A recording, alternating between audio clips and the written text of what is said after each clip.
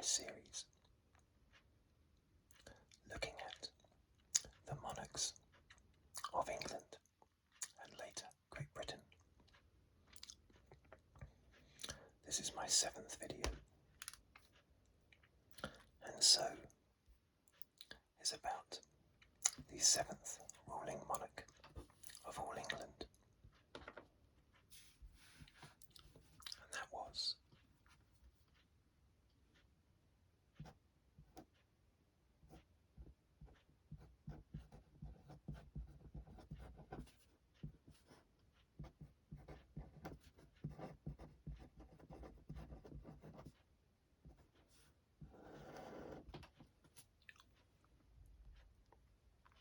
Aethelred the Unready. Now, his epithet, the Unready, gives the impression that he was unready for something, like the attack of the Vikings. In actual fact, unready comes from the Old English word unread. I think you spell it A-E-D, not E-A-D. And unread means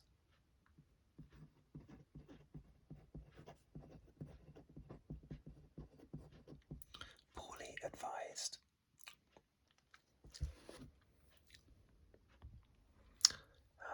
It's actually a 1,000-year-old joke,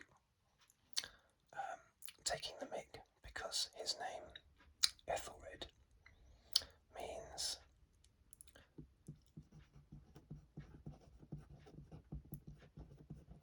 well advised. So he is basically well advised, the poorly advised. I think that's making reference to what are perceived to have been, at the time,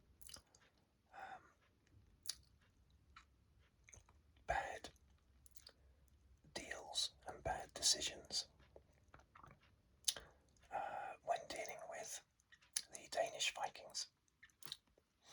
Anyway, he was born in 968. He was the son of King Edgar and his wife, I've got to spell this right, F-T-H-Y-T-H, Aelfrith. Aelfrith has the honour of being the first ever official queen consort. She was the first ever wife of a king that was crowned a queen. I mentioned that in my last video. It was Archbishop Dunstan who came up with that idea, along with King Edgar. Aethelred was one of 3 sons that you'll remember, or you might not have seen my last video, but Edward the Martyr, the previous king, the half-brother of Aethelred, he was attacked and killed at Corfe Castle, probably on orders from Aethelfrith, who didn't want that particular son of Edgar to be king. She wanted her son, Aethelred. So when Edward became king, a few years later, he was done away with, and Aethelred became the king. Aethelred probably didn't have any hand in the murder of his half-brother because he was only about 10 or 11 at the time. Aethelred was therefore on the throne from 978 all the way up to 1013, and also 1014 gets a bit messy to 1016.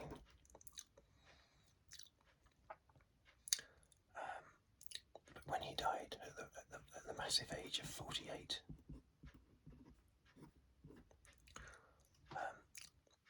Aethelred's reign is totally dominated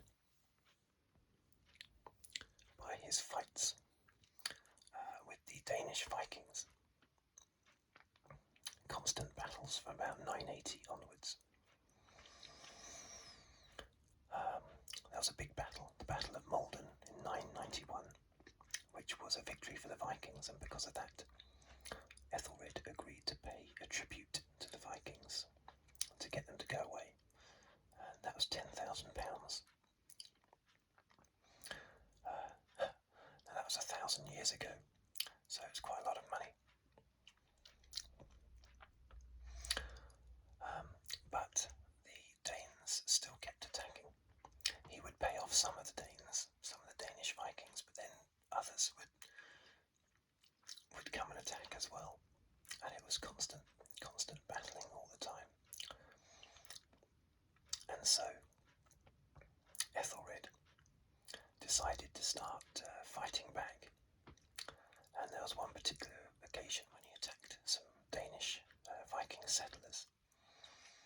And apparently a woman known as, well, she was known as it because it was her name, basically, Gunhild.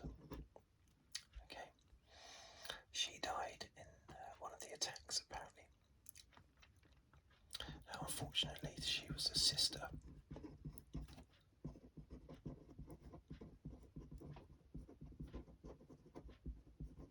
of Swain Forkbeard. I'm not sure if Swain was a king at the time. He might have been king of Denmark, or he might have just been a highly ranked bloke. But anyway, he was a bit irritated by that. So the attacks picked up even more pace. I think Swain invaded in 1004. I think that attack was in, when was that in? I think that was 1003, I think. 1002 or 1003. In 1004, Swain invaded. But he was actually successfully beaten off by Aethelred. But again, only after Aethelred gave a massive payment, a Danegeld, they called it. The attacks continued, got more and more ferocious. One guy, Thorkel the Tall, one Danish Viking, when he invaded, he was given a massive £48,000. The Danegelds, that's the payment given to the Danish Vikings, like a ransom, basically. The Danegeld was just getting higher and higher all the time. So eventually Aethelred said, that's enough, no more. Sort of, we don't give in to terrorists kind of thing. And it worked, because the Danes decided to leave and not attack for a while. So for a few years they didn't bother attacking, because they thought they were not going to get these Danegeld payments. In that time, Aethelred built up his defences, basically, and was able to fight off Danish attacks for a while, for quite some time actually, all the way up until 1013. And that's when Swain came charging back again.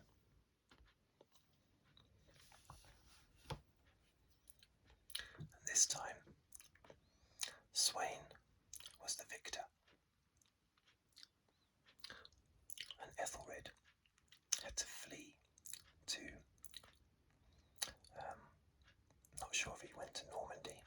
he went to France. Yes, I know Normandy is in France now, but back then it wasn't. It was a separate kingdom. And I'm not sure which of those he went to, but he had to flee. And Swain Forkbeard became King of England. I'll cover him in another video, but Swain Forkbeard, a Danish Viking, became King of England, which has always annoyed me a little bit. But can't really get annoyed with 1,000-year-old history, but there you go. However, Swain died in 1014, only a few months after becoming king. So, as is usual, when a king died back then, there was a lot of turmoil and upheaval and arguments over who was going to take over. Swain's son, Canute, came over, but he didn't have much support. And the reason for that is that the rich noblemen in England, they decided to support Aethelred so long as he agreed to terms and conditions. And historians believe this is the earliest, well, it's definitely the earliest on record, pact signed between an English monarch and his subjects. It predates Magna Carta by some 200 years. And because Aethelred agreed to all of these terms and conditions, the nobles decided to back him.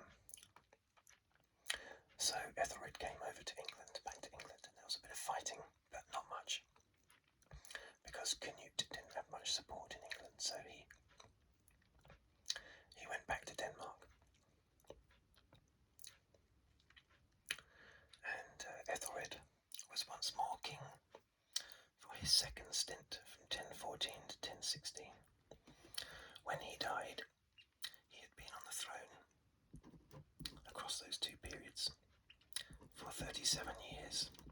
That was the longest reign of any Anglo-Saxon king in England, even including the Anglo-Saxon kings that were not kings of all United England. So even the ones before Athelstan, basically. And it was the longest reign of any English monarch all the way up till Henry III.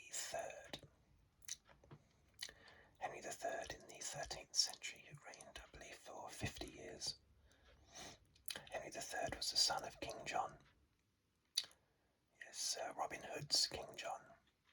That's who Henry III was the son of. Anyway, up to him, Aethelred was the longest reign of any English monarch. He was buried in the old St. Paul's Cathedral in London. I say old because it's not the one that's there now. The one that's there now was built by Christopher Wren in the 1700s. That's because the original one was burnt to the ground, destroyed in the 60s and 66 during the Great Fire of London. And unfortunately, Aethelred's tomb was also completely destroyed at the same time. So there you have it. A 37-year reign spent pretty much entirely fighting Vikings. That must have been tiring. Actually, he probably enjoyed that little break between 1013 and 1014 when he wasn't King of England and he had his feet up in Normandy or somewhere. I bet he enjoyed that little break. Anyway, the next video will be the 8th King of all England.